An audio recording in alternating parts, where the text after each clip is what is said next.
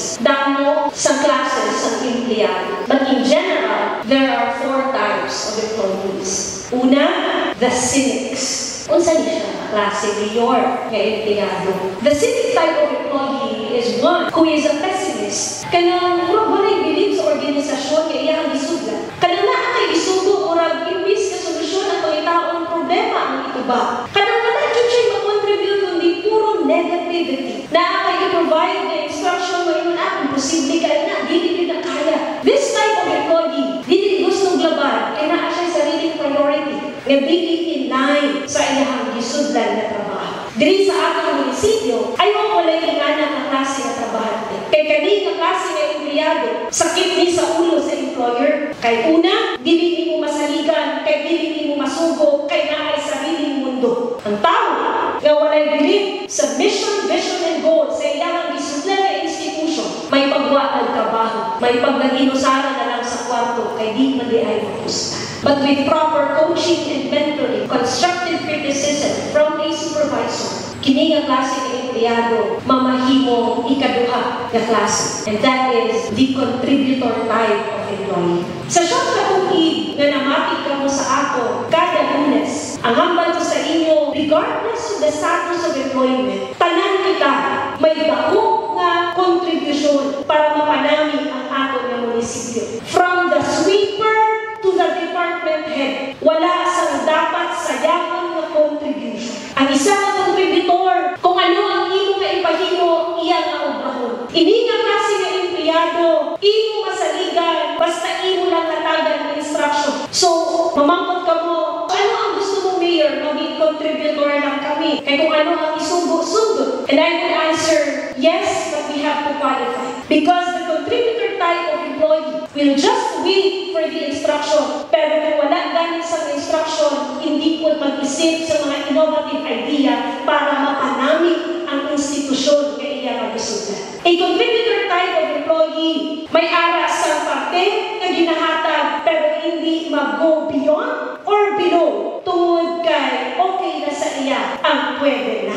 And I don't want you to remain in that kind or level of employee that I am saying right now. The third type of employee is the committed type of employee. Unsa man yung committed type of employee Mayor Tessa? Ito yung naghahatag ng contribution, nag-iisip kung ano po ang pwede pa iduga. Yung nakikita niya ang iyang trabaho, nga dakugin ang mag-improve sa iyang opisina tungod sa iyang contribution. Kung gusto niya po pa mag-isip sa mga pwede pa iduga, naghahatag sa suggestions. But the problem with this type of employee, the committed one, muabot jud ang panahon nga ma-burn out sila.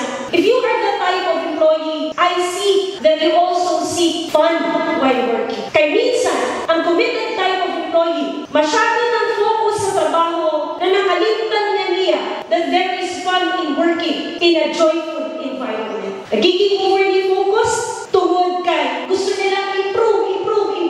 Nga kisa, nalunod na ang iyang mga kaupod ng trabahante. Kaya puro na lang trabaho, hindi na nag-enjoy. The fourth type of employee is the champion. Ito yung nag-excel sa trabaho, naghahatag ng innovative ideas or solutions sa kumpanya, may aras ang focus, kung ano man ang resulta sa iyang pagtrabaho with the group effort, naghahatag sa honor, pride, and because of his or her work and contribution and commitment, may aras sa mga awards and recognitions para sa aton na institusyon. So mamangkot ka mo, these four types of employee, the cynic, the contributor, the committed, and the champion. Is it safe to say, Mayor, nang imo nga punto, tanan kami champion? Well, napoy bad side sa isa ka champion employee. Kaya isa ka champion type of employee na ay tendency na magpabila-bila.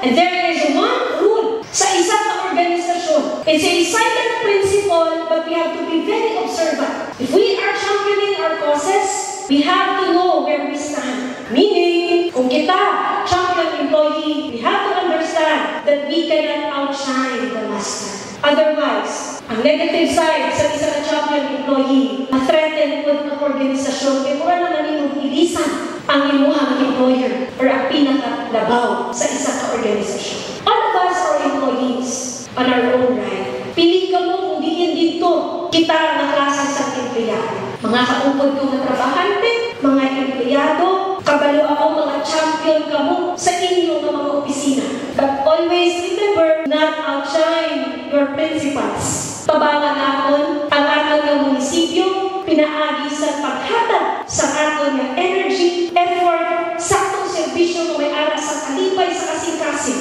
And in effect, by doing our service with a happy heart mantra, the Lord is the ultimate receiver and principal of all of these endeavors or undertakings. He alone is worthy to be praised, to be glorified, to be magnified. Balik mo sa inyong mga opisina, serbisyohin ang katawan sa malumol na malipayon, hindi para sa kung ano paman ng mga rason, kundi para lamang mapakita ang aton mapasalamaton na kasing-kasing sa Ginoo kay kita may ubra habang ang iban gapangita sa mga trabaho sa kabudlay sa kinabuhi. I hope and I believe kamo nga mga kaupod ko nga mga trabahante, iisa ang panglantaw pag-abot sa serbisyo. Tani ako nga kasing-kasing sa pagpanerbisyo, pareha man sa inyo nga kasing-kasing sa pagpanerbisyo. Tanan kita nagapati nga pinaagi sa atong commitment ng contribution sa munisipyo, magiging champion kita pag-abot sa paghatod sa serbisyo kag kaayuhan sa 31 kabarangay.